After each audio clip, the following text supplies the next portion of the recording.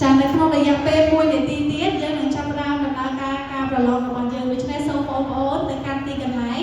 ចាដើម្បីអ្នកគ្រូនឹងធ្វើការចែកវិញ្ញាសាដល់បងប្អូនចា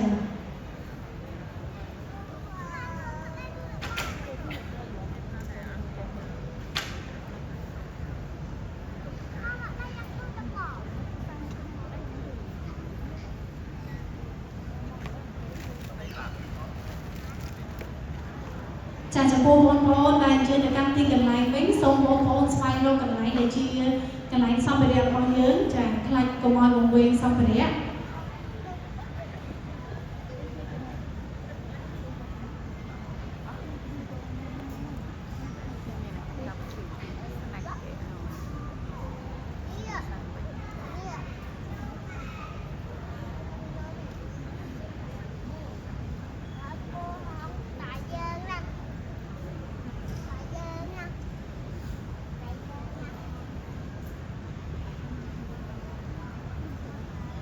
ចានៅពេលនេះអ្នកគ្រូនឹងចាប់ផ្ដើមដំណើរការកម្មវិធីប្រឡងដូច្នេះសូមបងប្អូនត្រៀមខ្លួនចា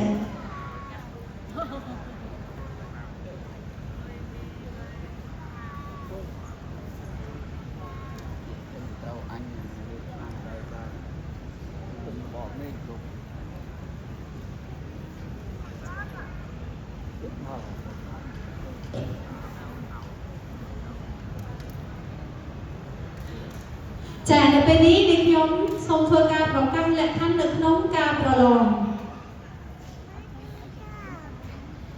សូមស្វាគមន៍មកកាន់ការប្រឡងវិញ្ញាសាសរសេររបស់បងប្អូនក្រុមទី1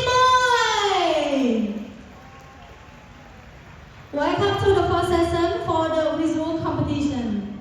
ចំពោះការប្រឡងនេះមានការចូលរួមពីបងប្អូន3 category ដែលមានដូចជា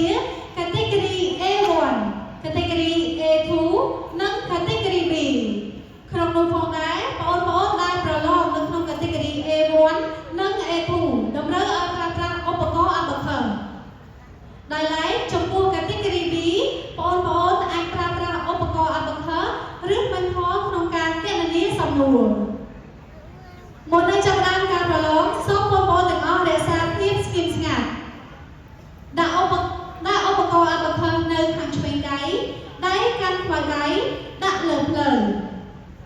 រងចាំការចែកវិញ្ញាសាពីអ្នកគ្រូនិងស្ដាប់សំឡេងកញ្ឆែដែលមានចំនួន2លើកសំឡេងកញ្ឆែលើកទី1មានន័យថាការប្រឡងត្រូវបានចាប់ផ្ដើម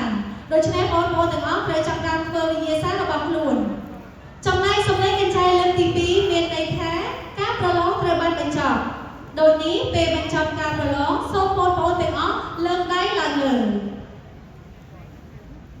For this visual competition, students in category A1 and A2 must answer by using abacus only, while